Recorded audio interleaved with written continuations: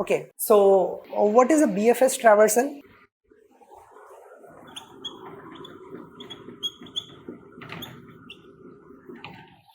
So BFS traversal is exactly equal to this. Okay, it says breadth first search. So it simply says that it will travel level by level. Breadth means what? So generally in case of trees and sometimes in case of graphs also, when you move from one level to the other level, the breadth generally keeps on increasing. Okay, in cyclic graphs it may reduce, but it says that I'll start from level 0, then level 1, level 2, and then so on and on. Now, in case of trees, this concept is very simple, but because in trees, level 0 is my root only. But in graphs, I do not have any level 0, right? In graphs, I do not have any level 0. So what do you think? Would level order traversal make any sense for graphs? There are no levels, so would it at all make any sense? So it will make sense if we define our root. So you can select any random node as your root and then you can start your journey from there. So let's take case of a very simple undirected graph. So let's say you have something like this. Let's say this is the graph and this is 0, 1, 2, 3, 4, 5, 6 and 7. Now you can assume any node to be your level 0 and you can start your journey from there. So you can say that, hey, my level 0 is, let's say, 0. Now, what is the level 1 for this? Level 1 means direct connects of everything in level 0 which is not yet traversed. Direct connects of everything in level 0 will make level 1, and those things should be those which are still not traversed. So can you tell me what will be my level 1? What are the direct connects of everything in level 0? Okay, so one of you is saying 1, 3 and 2. 3 will not be the answer because 3 is a direct connect of 1. Is 1 there in level 0? No. 3 is a direct connect of 2. Is 2 there in level 0? No. So direct connect of 0 is 1 and 2 and both of them are not visited yet. So they will be the only two things which will belong to level 1. Now let's talk about level 2. Which nodes according to you will lie in level 2? So level 2 means direct connects of 1 as well as direct connects of 2. Direct connects of 1 are 0 and 3, but 0 is already traversed. 3 is not already traversed, so yes, 3 should come here. Direct connect of 1 is 4 also, and 4 is also not yet traversed, so it deserves to come here.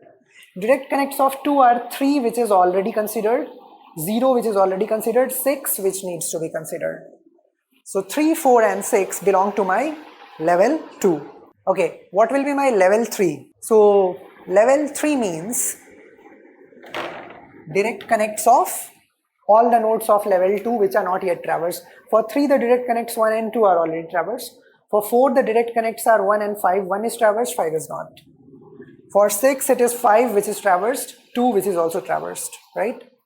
And then what will be my level 4? So my level 4, I just have a 5 here. 5's direct connects are 4 and 6 which are already done. 7 is not done, so 7 comes here. So this is the level order traversal or BFS traversal of this graph if you started your journey from 0.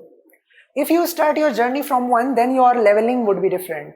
So leveling will be different if you start journey from somewhere, but the moment you start, then you know what is in next level, next level, next level, and so on and on. So how do I implement this? Any thoughts on that? So how did you implement level order traversal in a tree? Using a queue, because it was a first in first out. Why first in first out? You want to get rid of everything in level 1, then only you can create level 2. You want to get rid of everything in level 2, then only you can create level 3, right? So it is like first in first out. So first you include everything from level I and then you kick them out and then you include everything from level I plus 1, right? So you need a queue over here. So what you're going to do is that you can use a standard queue of integers because every node is labeled as an integer, and then you can have an is visited matrix for them and you can initialize everything to be false, right? And then the first thing that you would do is, let's say you start from 0, so you would mark is visited of 0 as true, and then you would do q dot push 0, and now you will have your logic. So while not of q dot empty, okay, what is the first thing that you will do? First you will fetch, so you extract from this end is front end and this end is rear end, so you do q dot front, and then you get some let's say x, right?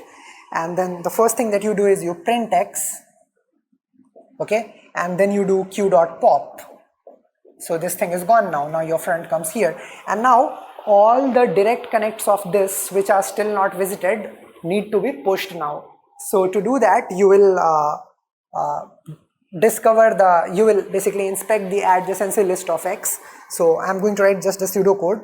So for y in adjacency list of x, for everything in adjacency list of x, what is the first thing that you will do? You will first check if that is visited or not. So if that y is not visited already, then you would first mark that as visited, and then you would push it, q dot push y. So this is how you would ensure that if this is a connected component, if this graph is a single connected component, then you would have visited everything. At times it can happen that this complete thing is one graph, but there are two different connected components in that. So in that case, what you can do is very simple, right? So you will have this BFS as a separate function. So this is a func BFS, okay? And all that you can do is that same thing. So you traverse over the vertices set, and if you see that, let's say this is not traversed, you invoke a BFS from there, right? So BFS invoked here will visit these things, and BFS invoked here will visit all these things.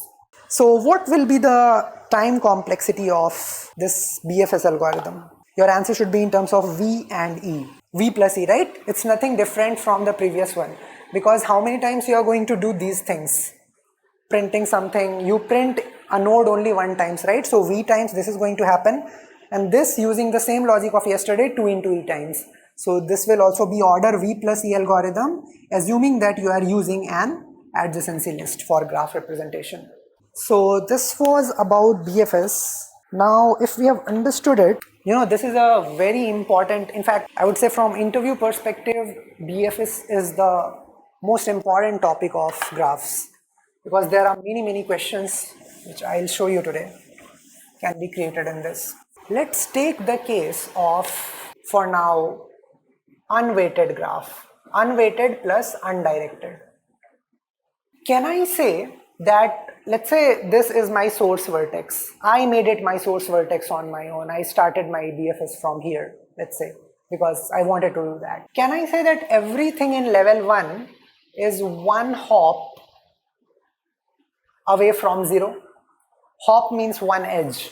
Everything in level 1, be it 1 or 2, are just one edge away from 0. Everything in level 2 is 2 hops away. So 3 is 2 hops away, 4 is 2 hops away, 6 is 2 hops away. Everything in level 3 is 3 hops away, and everything in level 4 is 4 hops away. Now tell me one thing, if I have to go from, let's say, 0 to 5, okay, there would be multiple ways to go from 0 to 5. One way could be like this. How many hops are there in this way? 1, 2, 3, 4, 5. There are 5 hops. But if I talk about the 3 hops taken over here, these 3 hops correspond to this path, right? So can I say that the path taken by BFS to reach here from here is the shortest one? You clearly understand why that is happening.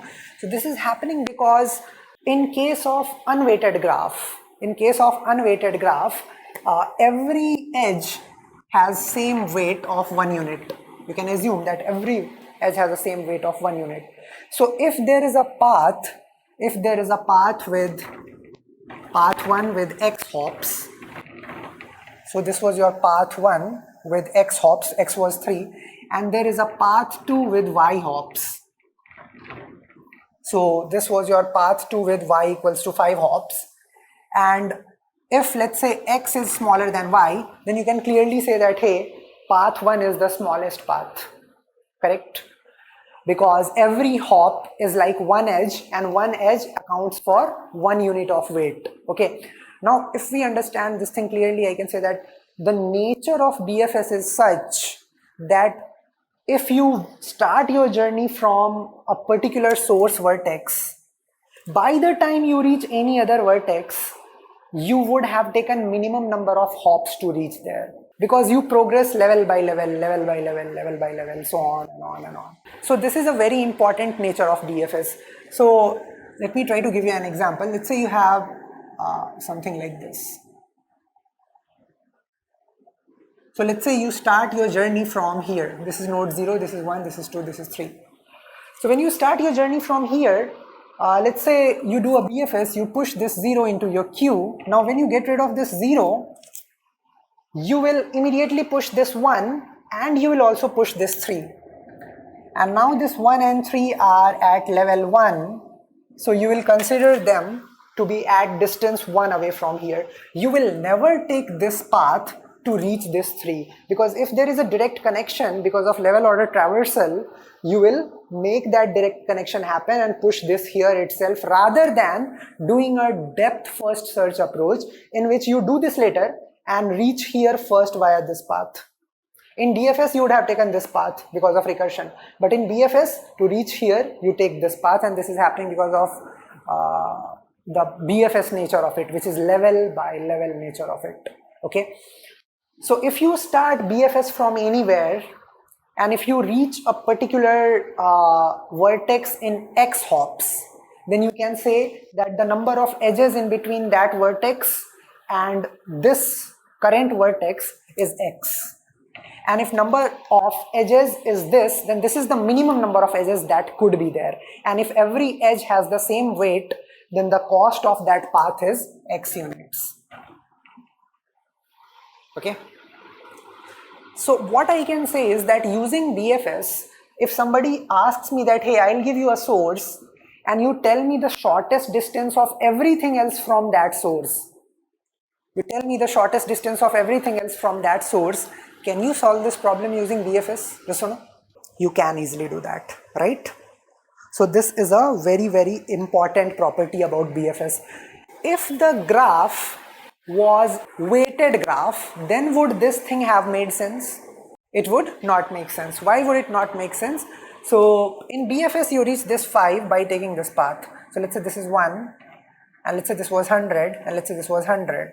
So if you have taken this path, your cost is 201. But let's say this was 1, 1, 2, 1, 1. Had you taken this path, although the number of edges are more, but overall cost is much, much smaller than that. Okay.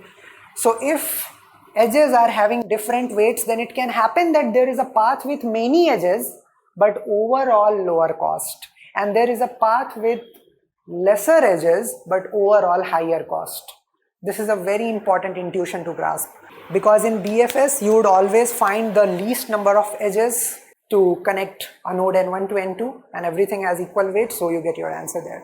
So you know, if somebody asks me a simple question that, hey, I'll give you a node 0 as source and you tell me the shortest distance of every other node from there, I would say that that is very easy thing for me to do. I'll create a queue of pair of intent. Okay, and in queue what I am going to do is I'll push the source node along with its distance. The distance of source from source is 0 only. So this is the label of the node, and this is the distance as measured from source. So from source to source it is 0 only, right? And now once you get rid of this, then you push its direct connects, which are 1 and 3. So when you push 1 and 3, can you tell me what will be their distances? If this value is d, what will be these distances? Can I say they will simply be d plus 1? Yes or no? Because one extra edge has got added to that. So now you can push this with the value 0 plus 1, you can push this with the value 0 plus 1, and that makes sense because the shortest distance of 1 and 3 from 0 is just one edge distance, right? Now you kick this out and you print it. So every time you kick something out, you print its distance thing. That distance denotes the minimum number of edges connecting this to the original source. So once you kick this out, 1 is directly connected to 0, which is already visited, and it is connected to 2, so you will push 2, and what will be the distance for 2? It will be d plus 1, 2. And you know why this 2 has come? 1, when you did 1 plus 1, this plus 1 was there for this edge, and this one, why it was there? Because of this. That is the reason it is 2 over here. And this is how you keep going on, and by the time your queue is over, you would see that in just order v plus e time, because that is the complexity of BFS, you would have found out the shortest distance of all the other nodes as measured from this node. So what do you feel? Will this approach work in unweighted directed graph? The answer is it will work if we are given a source. Yes, you will always be given a source. So your problem will be that you have a source S, and now compute the distance of all the other nodes as measured from that source. So even in directed graph, there is no issue. So if I have something like this, and let's say it is connected to 1, 2, and then this is connected to 3, and then this is connected to this. Using BFS, you can see that from 0, you will push 1 and 3, and you will update the distance of 1 and 3 as 1, right? This is exactly true. So it's not about the edges, it's about whether those, it's not about the directions, it's just about the weights. If the weights are different, then there might be a path with many different edges and having a small overall cost, right? So even if it's a directed graph, then also it will work. Sometimes what can happen that if the graph is disconnected, so let's say somebody asks you that start from 2 and find the minimum distance of 0 from 2. So what will be the minimum distance of 0 from 2? Let's say you start a BFS from 2, then that BFS will get over, the queue will get over by just printing 2 and 3 only. So you will push this 3 and then that's it, you'd be done. So that is an important point. So if the two nodes are not connected, if they are not connected, that means they are unreachable, right? So in that case, you would see that your queue has got emptied and you could never actually pop the node where you had to reach. So in that case, you can print your answer as infinity or whatsoever the question asks you to print.